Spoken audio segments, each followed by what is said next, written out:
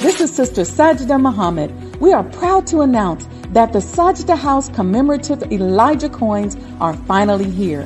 As we renovate and restore the former home of the most honorable Elijah Muhammad, we have recycled the old copper gutters and downspouts and created a 1 ounce 39 millimeter coin made of 100% pure copper. Each coin is professionally graded and has its own barcode and registration number. This priceless heirloom, made from recycled copper from the messenger's home, is now available at sajdahhouse.com.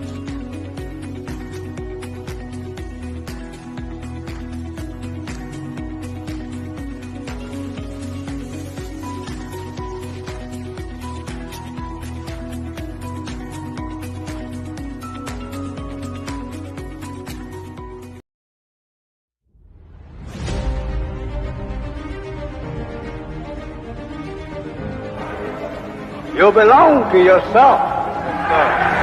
You're an independent people, created from the nation of free people. Yes, sir. You don't need to go nowhere but to yourself. Yes, So the challenge is an education that enlivens us to do business. Business is the activity of life itself. Every creature is born with the inherent ability to attract out of this material earth what it needs to perpetuate its species.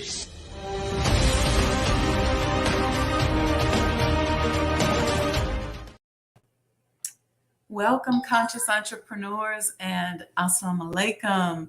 Welcome to the Mo Today series on Black Muslim businesses. And we are just 2 days out from our event, our fundraiser for the Honorable Elijah Muhammad House.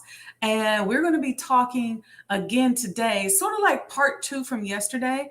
I don't know if you all saw us, but we were blessed to be on WVON, the Mandine Muhammad show, last night until like midnight. We just chatted it up about the messenger and about the importance of the home and about farming and collaborations and Magnolia Crescent Orchards. So what we're going to do is we're going to do a little part 2 today. It won't be as long. We won't be with you all day and all night. So we got an hour. And I just want to have a conversation with this incredible couple who are entrepreneurs that we've collaborated with, that I've collaborated with, not only to just put on this event, but to help, us to create this ecosystem. So we're going to talk about the wine. And I don't mean alcoholic wine. This is non-alcoholic wine. And I want you all to understand this whole concept that Sister Karima has coined called sober sophistication. So I'm going to bring my brother and sister in. But before I do that, I got 3 videos that I want to play that I took from there. They're just 30 seconds. I took from their Instagram page.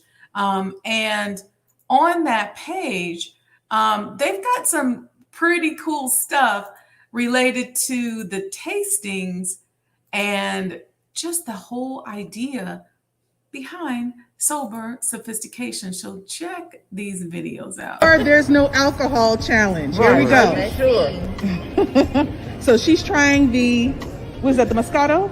No, this is the Which one is Blanco. that? I can't see it. The Blanco. Okay. Oh yeah. Can you believe there's no alcohol in it? No. It tastes like. I don't know. It's That good? tastes really good.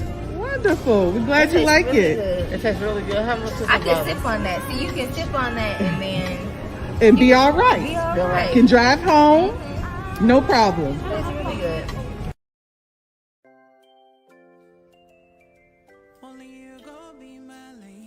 All right, so I've actually tasted and this wine this is Opia Chardonnay. I'm a big fan of Chardonnay, by the way, and I have to say that this captures, even though it's alcohol free, it captures the taste like there is alcohol. So that's actually a big plus for me.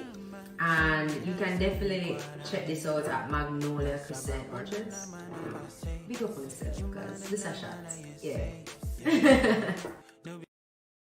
This is the one you got to brace yourself for. So this has a lot of herbs and spices, very full flavor, full body.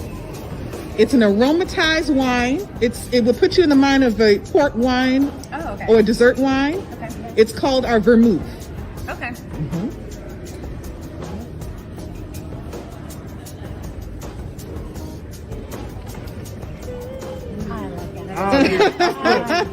I saw the body language. I know she did one of these. She got weak in the knees, y'all. Got weak in the knees. Now we're not playing with y'all. We just not playing around here. Assalamu alaikum. I feel like I just left you all. Because we did. Literally, right. No, literally, right. Alaikum salam, Sister Sajdah. Oh my goodness, yes. And yesterday ended up being like almost like a fasting day for me because when I got in, I was like, forget it. I'm just gonna lay down. We're just gonna continue this like it's Ramadan. Why not? Why not? So you know what? Tell us about sober sophistication, because before people, this is kind of what we're going to do at the Honorable Elijah Muhammad House. We're going to educate you about what you're going to experience. And we may as well start now. So before we dive into some of the other details of the event, you all see the information scrolling across the bottom. Make a donation, purchase your coin. But right now, I want to hear about how you guys came up with the concept of sober sophistication and what that really means from a cultural standpoint. Well, first and foremost, thank you so much, Sister Sajdah, for just this wonderful opportunity and just sharing this space and time and being able to support the preservation of the home of the Most Honorable Elijah Muhammad is absolute honor. So sober sophistication is actually not something that we coined. The understanding or the idea of the world having this paradigm shift into longing for alternatives to alcohol and aggressively seeking out non-alcoholic options is a growing trend globally. And so a lot of the research that we were doing, we just kind of came across this language and we were like, wow, like that's perfect. That works. Mm-hmm. And so we've kind of taken that language and we are evolving it to make it, our own. So sober sophistication for us, if you look up the word sober, it doesn't just mean or refer to someone who once had perhaps an addiction or what have you and are in recovery. It actually refers to a state of abstinence. It refers to a state of just choosing or selecting to not engage in alcohol, just as a decision, regardless of what is bolstering that decision. And then, of course, the sophistication is, I don't know if you remember when we were children, we used to have the children's table, right? At all the family functions, there was the children's table. And so they would oftentimes offer or serve ciders and juice and other things to the children, right? Mm-hmm. But the adults, they had their flute glasses or their wine glasses, and they had their mature drinks, right? Mature drinks. Mm-hmm. And so as we are now adults, and even though we don't choose to drink or engage in alcohol, it should not mean that we are relegated to just having sweet tea and orange juice at every function. Right. We should be able to be just as sophisticated as anyone else who is an adult who is celebrating a festive occasion. We should be able to have our flute glasses and our other glasses that show a certain, have our pinky up, right? That's right. And have a beverage that reflects that, right? And so that's the whole concept of sober sophistication, is that we can have the same elevated experience minus the alcohol. That's actually, I just think it's a great concept because as we grow and mature, as members of the Nation of Islam, and as our nation matures, we then become more social, and we then begin to interact more with the broader community. We're not always so much just right here with ourselves. And so I think that this gives us an opportunity not only to set a different example, but to also bring in a culture and just sort of show people how you can take something like, just like somebody created wine, you can also create a sophisticated beverage that can be consumed at the same time as other people are consuming wine. So and then when you couple that with our decorum and what we're taught, when it's time to get up and roll, when things start to go beyond a certain point, you can get up and go, but you're not inebriated, you're not out of it, you're not drunk. It's great for family functions because a lot of us have family members that do drink. Right. And you always have the one uncle or something. I like to tell this one funny story about one of my uncles who, for most of our lives growing up, he always was drinking. And at a certain point, he decided, for whatever reason, that he was going to stop drinking. And so whenever he would get drunk, he would stutter. So we always knew that as children, that was the time to ask him for some money or something. That's funny. As soon as we heard that, we knew, oh, okay, we know we could get whatever we wanted out of him, right? And so as we got older and he started drinking O'Doul's, which is the non-alcoholic beer. And the most hilarious thing was that he was drinking the O'Doul's and he started to stutter. And we cracked up and we were like, you do know there ain't no alcohol in that, right? And he was like, yeah, I know that. What y'all mean? But it just triggered something. But what I thought was so cool was that nobody had to pick him up off the ground. Yeah. Nobody had to drag him, to the couch. Nobody had to worry about him getting home. Yeah, he was stuttering, but he was all right. So that's what it reminds me of. But more so than that, because what I don't want to, and I want to kind of use some of this show to move away from it really being a substitute for an alcoholic beverage. Yes. Thank you for that. A lot of people, I know Seventh-day Adventists, they have their own wine and different cultures do, but I guess I don't look at it as a substitute for an alcoholic beverage. I look at it as something like I had a little dinner get together at my house and I served your sparkling tea. Or, the people who like the non-alcoholic red wine.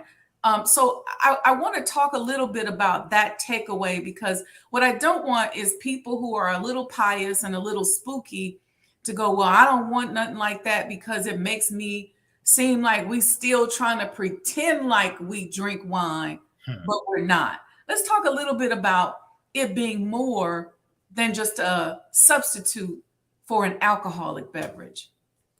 Yeah, well, thank you for bringing that up, because this is something that my wife and I, we've had, as we say, deliberative dialogue sessions about, because it comes up and I'll say it gives us an opportunity to learn how to better communicate what it is that we are offering.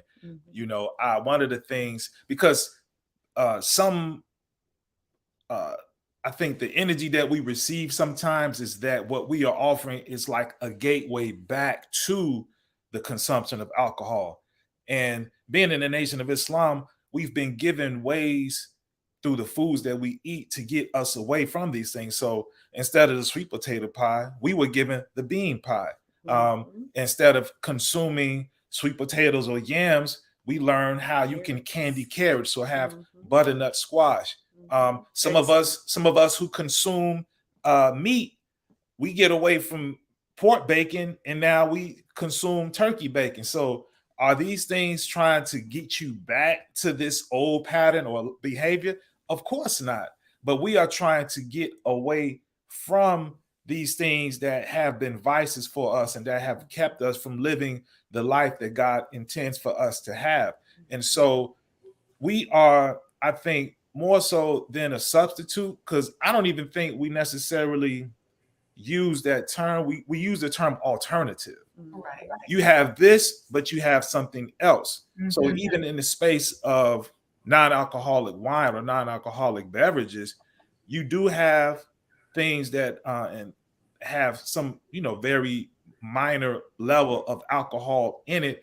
Ours doesn't, and that's an important thing for us. We don't want to even be similar in that respect. We want to get completely away from doing what other people are doing. So ours is not a substitute. Ours is not a filler. Ours is actually something that we hope will be a replacement to, as a term I learned when I came into the nation, to supplant, to basically rule and move this other thing out of the way because it no longer serves us. Yeah, because so much of the consumption of these things you mentioned, yams, pork, anything that sweet potato pie, Yeah. are cultural expressions that we think that we can't partake in the cultural activities around it. And so I want to be really clear to people so that we clean up some of that so that people don't think, just as Brother Anthony so eloquently said, no, we don't eat sweet potatoes anymore, but we eat bean pie.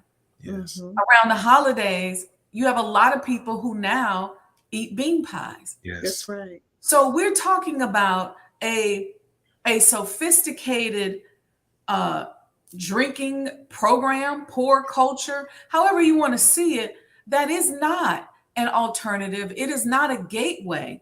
Yes. And Sister Kareem, I'll direct this question to you because these are some of the things that we have to talk about in our culture. How much of that is spookism? Boy, he got the right one. He got the right one to answer this one. all of it is spookism. And I think in order for us to really delve deep into that question, it really is a question that requires the person who has that concern to dig deeper within themselves. Because the question you have to ask yourself is, are you still battling with the desire to want to engage in things that we have been taken away from? Is that the real issue? And that for whatever reason, you are looking for opportunities to engage in your former life? That's not a question that we are talking about bringing a solution to. That is an internal question that person has to dig deeper into themselves and mine out of themselves their own personal leviathans and address it. Right? That's what the minister says, right? Yes.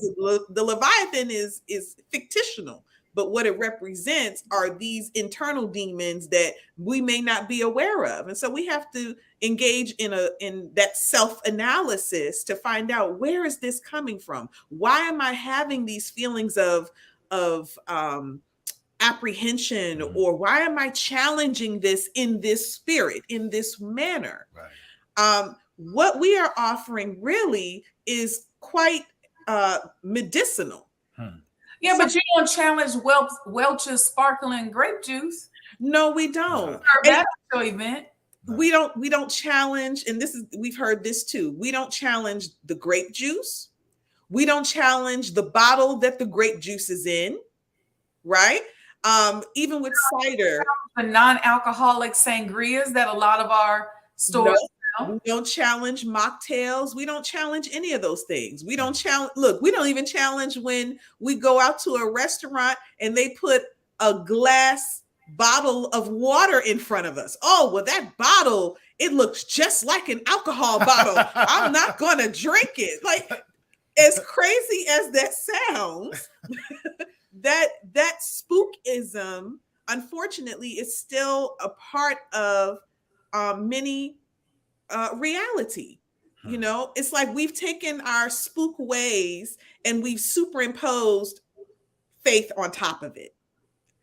We have not really started the process of uprooting whatever it was that we had before and replacing it with these teachings. It almost reminds me of how under Constantinople, well, in Constantinople under Constantine, he had made this agreement. He told the Christians of old, we want to be able to convert the pagans, but in order to get them, we have to allow them to maintain their pagan ways, and then we're going to add our expression of Christianity to it. And that's why we have Easter with bunny rabbits, right? Because they didn't uproot it. They just simply put the two together and allowed them to move forward. Well, that's not what we are offering with non-alcoholic beverages, brothers and sisters. We're saying uproot it because we have something that is better to replace it with. We don't call bean pie a substitute. We don't even use that language. Yes, and we never would refer to it as being a gateway pie to eating sweet potato. We're making light of it because we sincerely don't want to hurt anyone's feelings if you feel that way, but we really want to engage in a meaningful conversation and ask, we really need to look at what we are doing and how we are thinking and processing these things. Yeah, I think sometimes we have to be really careful because, and this is why the Most Honorable Elijah Muhammad is so masterful in his instructions. Mm-hmm. And so when he tells us that we are fishermen and fisherwomen, and when we are instructed to do for self, and what that means is that then now we're required to take our Muslim self and go out into the community and be ourselves. Yes. But then at the same time, we're an example and we're offering an alternative way of life and lifestyle. And so I think sometimes with a lot of people, because we don't get out, we don't go nowhere, we don't travel, our socialization processes have been retarded because we are afraid that if we go out, we can't be ourselves, or so much so that we've associated going out with not being a Muslim or going out into the community. But what that makes us miss then is the opportunity to do for self. Yes. It makes us miss following that instruction. It makes us miss fishing. It makes us miss the establishment of a civilization. It makes us miss helping Allah to make himself known. That's right.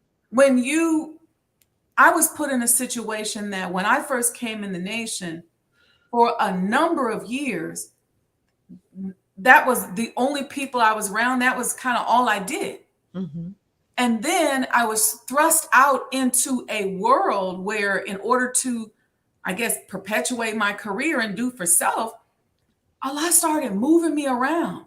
Yeah. And I had to figure out who I was.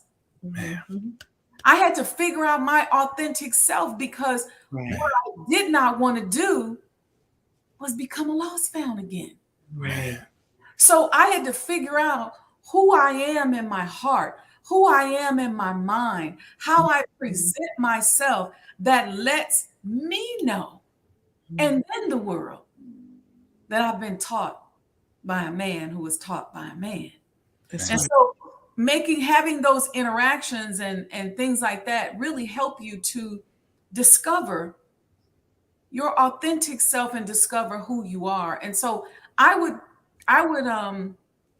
offer as a challenge to anybody that has anything to say to you all about that is continue to come around and come to the Honorable Elijah Muhammad House, because what we want to do is through place-based education, put you in a position where you can see how to conduct yourselves in different situations. That's right. Excellent. What do you do? How do you move? Because everybody wasn't blessed like many of us were here in Chicago, especially in the 90s and early 2000s, where the minister was moving around. So we got to watch him interact with people. We got to watch him move in certain situations. People don't have that nowadays. So there's this piousness sometimes, and sometimes a self-righteousness that we get into, that if we aren't careful will make us become dinosaurs.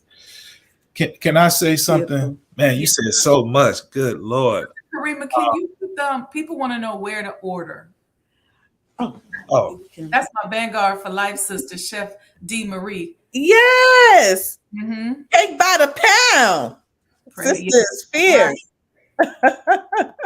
Go ahead, Brother Anthony, while she's doing that. So what I was going to say is, rather than looking at what we've talked about as being a gateway back, how about looking at it as a bridge to get to something new?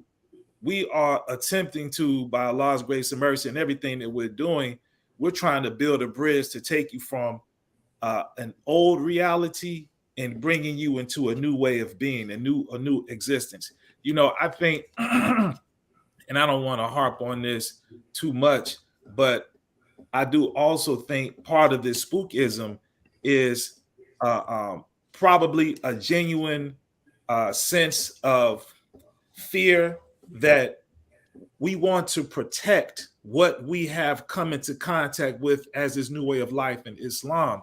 And because we are babies in it, we're trying to get our bearings, and we may not necessarily know how we can walk in these spaces and still maintain our Islam. To your point, it takes practice. We have to be taught how we can go in these certain settings, be ourselves, not be consumed by the environment that we enter into, where we may meet people who don't believe as we do, people who may not strive to be righteous. And so that becomes intimidating. How can I enter into this environment and still be myself, still maintain my discipline, and not just be subsumed by the environment? And so it does take practice. We have to learn these things. Like the Most Honorable Elijah Muhammad, I heard the Honorable Farrakhan said, the Most Honorable Elijah Muhammad said, I have to teach them everything. Mm-hmm. And I mean, all the way from how we take care of ourselves when we are in the privy to all the way when we are out in the public. We have to be taught, and we have to be humble enough to admit that we don't know. And so I think we have to be willing to challenge this fear, this sense of insecurity, and realize that we are, everything that we've been taught is to put us on the path to create a new way of existence. I heard the Honorable Louis Farrakhan say that the earth that Allah, the originator, created, before it had to be perfected, he had to create a perfect man. And then through that perfected man, the creation itself could be perfected. So there's a whole new thing that has to happen and has to emerge. And the last thing I'll say is, I thought about when you were talking, Sister Sajdah, about how the Nation of Islam, you know, the Holy Quran says Islam is given to us as a religion. It comes in the style of that which you are familiar with, even though it represents something that's totally different from what it is that you're familiar with. So when you come to the mosque, we have chairs. And so you have Muslims from the old world, when they would come and worship with us or come to the mosque meeting, they're used to going to a masjid where they're sitting on the floor. But no, we have chairs because our people are coming out of a world where they're in church and they're sitting in pews and they have seats. And so we would get flack. People would mock us because we're not being Muslims. Because why? Because we're sitting in chairs and not sitting on the floor. But we're repeating a similar type of mentality when we don't embrace, or at least be willing to apply your God-given intellect and explore. If you want to know what's on the contents of the bottle, read the contents. We're not lying. It will tell you, and it will tell you that a lot of what we offer is halal certified. These people who are in positions of leadership in the Islamic world, who put their stamp of approval on certain items, they themselves going through the due diligence to say this can be certified as halal. So I think we just really need to confront a little bit of intellectual cowardice. I'm just going to say it like that. No offense, but we have to confront these things on all levels. Otherwise, we remain stuck where we are and won't be able to step into this new reality. You know, I have a saying that I say is that old business models no longer work. It's a saying that I got from my brother Bedford. And so what what I took from that and expanded from that, which I teach a lot about to entrepreneurs and to people wanting to do for self, that you can't, and this is something that Brother Wazir Muhammad, who was very instrumental, he was the national accountant of the Nation of Islam when I first came to Chicago. And he said to me, he said, you can't take and build a business and bring over all the old stuff that you learned in corporate and everything else and just place the Black label on it, Right. or the Black Muslim label on it. Yeah. You have to rearrange the models. You have to change the way you do things so that you don't have the same interdependencies that you may have had when that business was in the broader community. So yes, we may open up certain businesses, but there are going to be tweaks to our business models that we have to make. Right. And in tweaking those business models, we change the predatory nature of the capitalist system that those models are sitting on. Well, prior to making that change, we have to make that change in our mind. Yes. So you can't come over and now say, well, I'm going to accuse brother and sister of creating a gateway drug or alcohol, because that's what the broader society does. Don't criticize Welch's for the grape juice that you serve at the birthday parties and in wine glasses, or at certain celebrations that we have. You got the flute of sparkling, Yes, non-alcoholic champagne. Don't criticize them. Don't say nothing. You ain't wrote no letters to Welch's or nobody. But when brother and sister is promoting an alternative or a new drink, if you will, yes, you criticize them. Well, that's Willie Lynch. That's Yakub's mind. that's it. So you're still practicing that old business model, even though you say, Alhamdulillah. Man. So my point is that beyond, and including what you all just said, check your mind. Yes, You're still practicing the mind of the slave master, even though your name is Abdul, Muhammad, Kian, whatever Muslim name you wear, Yes. or because you dress a certain way. Islam has to be here. That's Islam right. has to be in your heart. That's right. You got to check practicing the same thing, using those same old business models, same old thought patterns, and then doing the same thing, because otherwise all we're going to do is create the same interdependencies, and it don't make any sense for us to do for self, because at a certain point in time, if you don't come up with other ways to think and other ways to do things, if you don't infuse the teachings of the most honorable Elijah Muhammad into your policies, your procedures, your business model, if you don't infuse the code of conduct and the mannerisms that we've been taught by the Honorable Minister Louis Farrakhan into your corporate culture, you have no choice but to become a predatory capitalist. That's right. Sister Sajdah, if I let me say this, when we go out and we engage non-Black consumers, they view what we have to offer as a relief. They are happy to know that what we have to make available is available. We did a fake farm wedding. This is an environment where the host is a farm and they make their venue available for people who want to have weddings. But this was a meeting place, if you will, where vendors who provide catering, photography services, baking services, DJing, bartending, etc., can meet brides to be and their grooms. And so there was a lady and her mother. Yes. Her mother was saying, I was not going to pay for alcohol for my daughter's wedding because she felt she would have been responsible for what would have happened from people consuming alcohol at her wedding.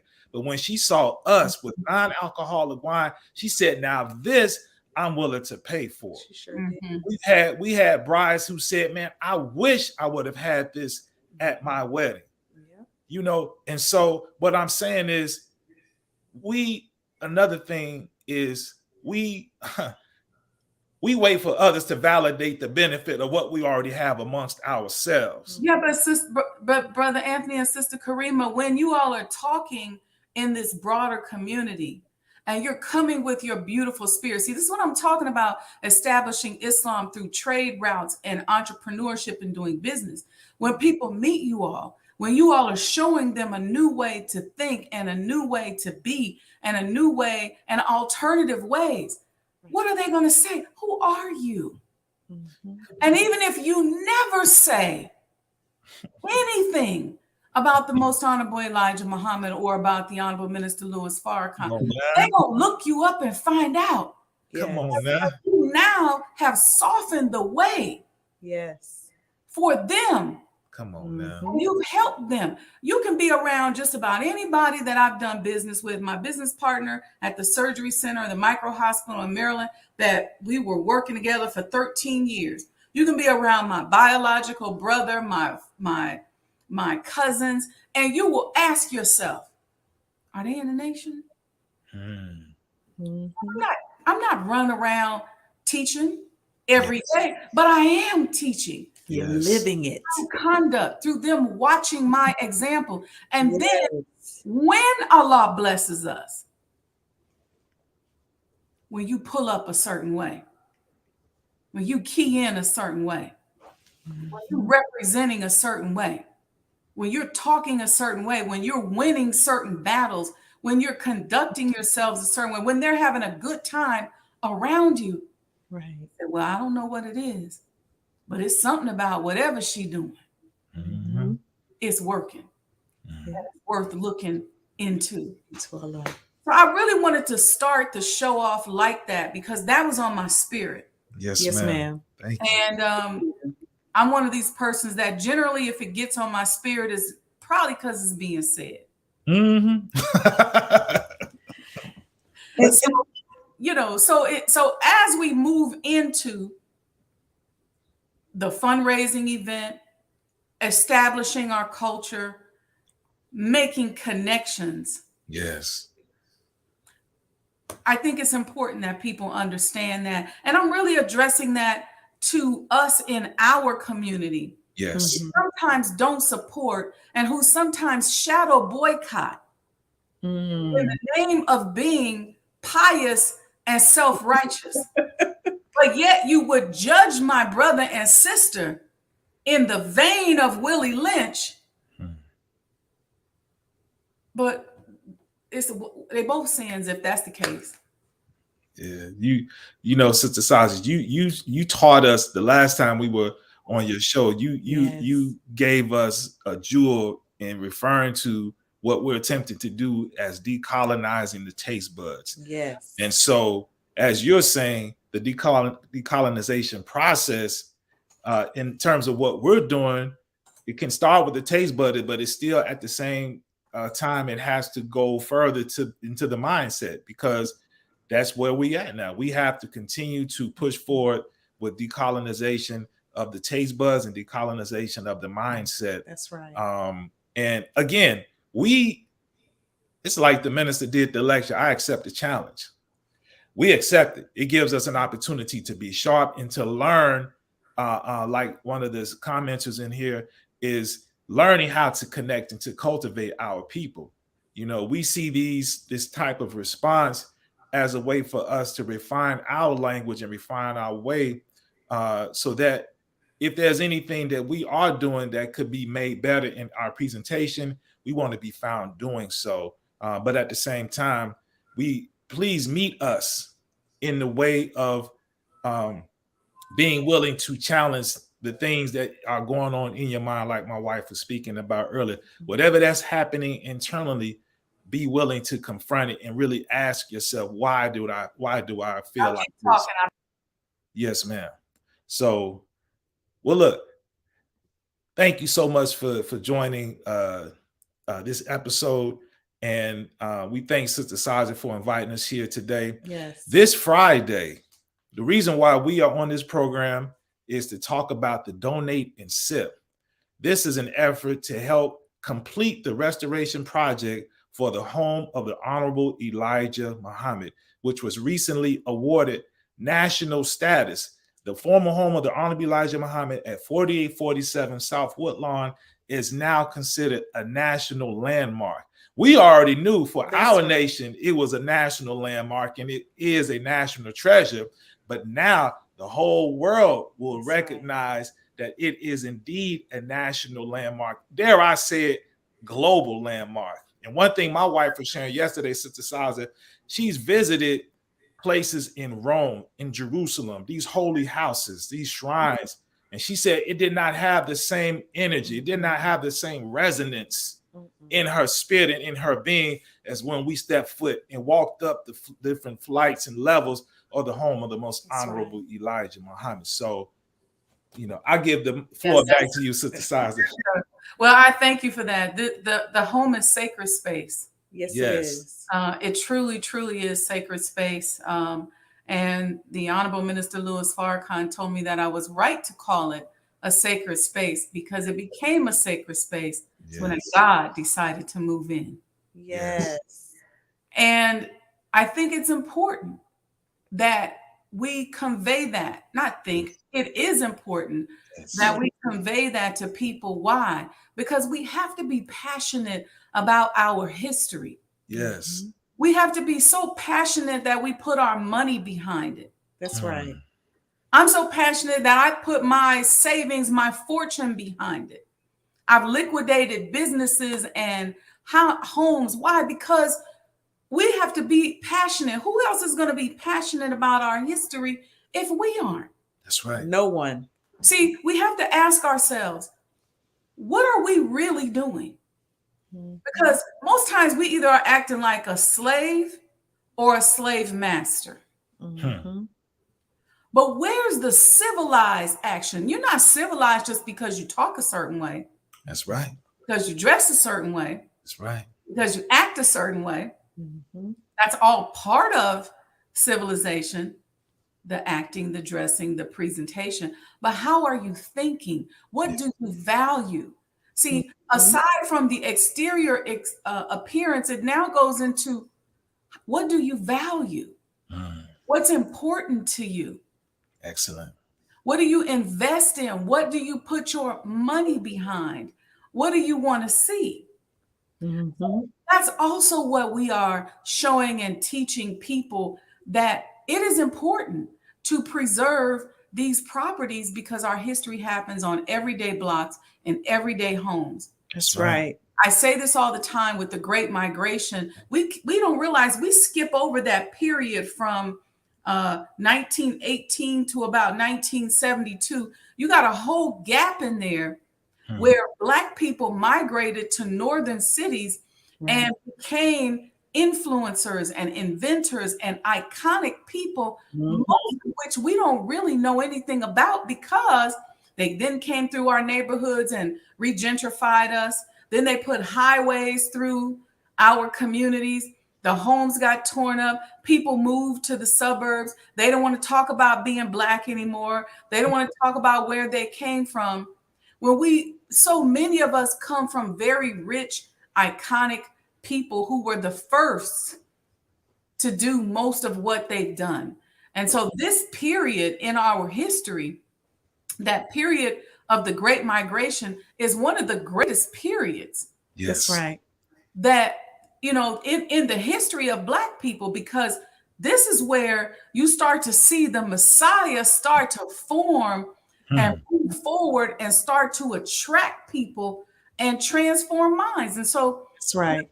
Places like Chicago and the Chicago Renaissance, people don't even know how big the Chicago Renaissance actually really was. We hear about the Harlem Renaissance, Right. but we don't even talk about the Chicago Renaissance or the St. Louis Renaissance or the Cleveland Renaissance or the Detroit Renaissance, if you will.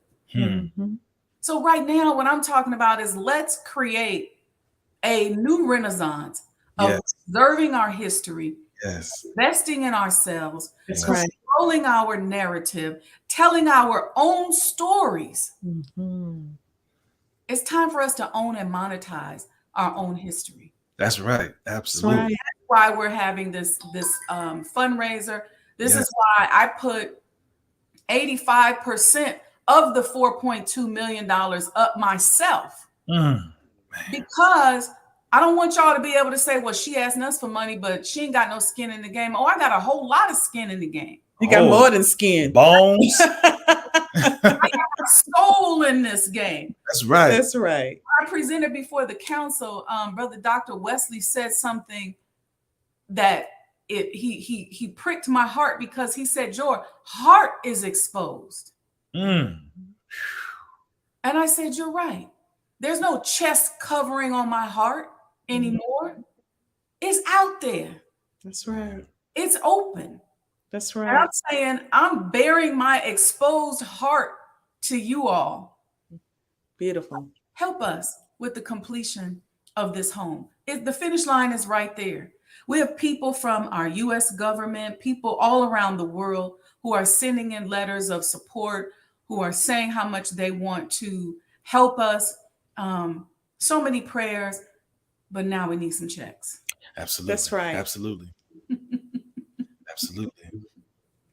We got to get those checks. We have to get those checks. So all praise is due to Allah. I have just enjoyed engaging with you all these past weeks, and I hope that this continues even beyond Friday, even beyond our event, Yes. which is Friday, May 20th at the Silver Room. Shout out to my friend and great brother, Eric Williams, who Shout out to offered his space to us. Thank Yes. you. Eric told me, he said, I believe in this ecosystem. I support this ecosystem. Let's do it. And he offered his space to us. His staff has been very gracious. And, I just want us to come there. I know it's going to be additional marketing and exposure for his business. And see, this is how we need to do things. We have this event here. All the PR that I do, that I talk about, all the exposed heart conversations that I have, it's helping to support the Silver Room. Yes. It's supporting Magnolia Crescent. That's It's right. supporting the Black Muslim Business Directory. That's And, right. and it's helping us to complete the renovation and the restoration of the former home of the most honorable Elijah Muhammad. So it's multifactorial. That's right. Absolutely. Mhm. And what I would add is that for all those who are members of the Black Muslim Business Directory, this event and the efforts that Sister Sajdah has been putting forth is putting like a golden seal on this initiative. So for those of you who are business owners, who are entrepreneurs, come on and be a part of this ecosystem. Mm-hmm. But understand there is a manner of excellence within which we are striving to operate in. And it is mandatory. We have to be willing to step up in everything that we're doing as entrepreneurs, developing our money mindset, getting classes. Don't, one thing my wife and I were talking about the other day, Sister Sajdah, and it really disturbed me like for a few hours, is how some of us as entrepreneurs or aspiring entrepreneurs, we are comfortable operating in a space as vendors perpetually. It's like we want to be perpetual vendors. And when it comes to trying to scale business, to think about, well, how can I really institutionalize the culture for my business? Mhm. What kind of policies and procedures do I need to set in place so that when it comes to hiring people, these people who I hire will be truly reflective and representative of the culture? Taking classes, getting certified. Yes, going to that white man down at your city, county, state office, paying for a registration, paying for a license, paying for a permit, Right. being really practitioners and skilled in what it is that you profess to do.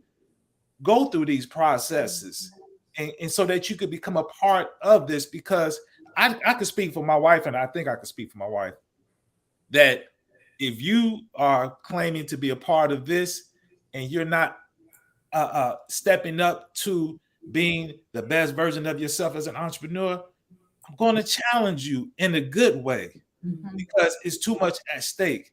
We are speaking a language that's going to be inviting to our people who may not want to engage with us in the way of our belief and our faith, but they don't mind engaging with us in the way of business because we are dependable, we are trustworthy, we stand behind our product. And if we fall short, we will admit when we have fallen short and we will correct ourselves and do better moving forward. So I just wanted to put that out there to all entrepreneurs who are observing this. If you haven't become a part of the Black Bosom Business Directory, come on and be a part of this, because I tell you, the things that Sister Sajdah has set forth, and it will be coming forth, inshallah, this is going to be a gold standard of Black business and how Black business is to be done throughout the entire country, and dare I say internationally. That is the goal, is to set new standards for us as Black people in business. Yes. And I believe that the Black Muslims can be that standard. We're a new emerging market. We're a market that a lot of people don't even know exists. But a lot of people do know exists. And I'm going to give this last point before we get off of here. I don't want to keep us too long. You know, it costs money to be a conscious person. It costs money to be a Black Muslim. Yes, ma'am. Because I think that 50 years ago, it was seen as a poor person's religion. Excellent. But it has now evolved into a way of life where you have to match your consciousness and your relationship with money with what it is that you are manifesting. What do I mean by that? It costs money to eat halal. It sure does. It costs way more money than to pull up at the dollar menu, pull up at the drive-thru and eat off the dollar menu. That's right. It costs money to wear custom clothes. That's right. I'm here buying cashmere long sweaters that cover you and that have class, that so when you travel internationally, you don't look like a traveling prostitute. Right. Or a vagabond. Or a vagabond. It costs money to do that. It costs money to have uniforms and custom clothes. You're already moving to another lifestyle. It costs money to privately educate your children. That's right. Man. Teach that. If you send them to the school down the street, you're going to have a big difference between if you privately educate them, which is something that the Most Honorable Elijah Muhammad and his beloved wife and the believers at that time went to jail for. They were in right. Teach that their lives. Yeah. They sacrificed. That's right. This is no longer a poor type of religion. It costs money. It costs money now. They've monetized being conscious and being righteous. What does that mean? If you're out here and you're looking at us and you're looking down on Muslims and you're like, okay, well, the poor people, the same amount of money that you spend at the Rainbow clothing store to get the mini skirts and all that, but then yet you go to Gucci and I won't say Rainbow, you go to Gucci, you get your mini skirts and all of that and your shoes and stuff. It's equivalent. And I say that in a roundabout way. I'm saying that because I don't want us as a people to continue to think of ourselves as poor people. That's right. Very upscale lifestyle. We're not eating out of canned goods. We are canning. That costs money. We are producing our own food. That costs money. That's right. So we have to stop thinking ourselves like that. So when people say, well, she asking for $500 for a coin, that's nothing. That's right. That's right. Is in the right place. That's right. So we're going to get off of that. I'm going to let y'all go. We're going to be back tomorrow night for the Mo Today series on manifestation. We're going to do some other interviews. Y'all going to see us around, but we want to see y'all Friday. That's right. Yes. May 20th, 5 to 8 p.m. And we got a poor schedule. We don't have time. Go back and check out the Mandine Muhammad show. Shout out to Brother Mandine and Brother Emmanuel for their hospitality last night. Absolutely. And the WVON family for hosting us, hosting our executive council, our leader, the Honorable Minister Louis Farrakhan. Beautiful interview. Thank you. I love you all. Love you too, sister. Thank you so much. I look forward to having some good righteous fun on Friday. That's Absolutely. right. Same here. All right. Peace and blessings, family. Everybody, make sure you like and subscribe the page. And we'll see you all on Friday. Peace.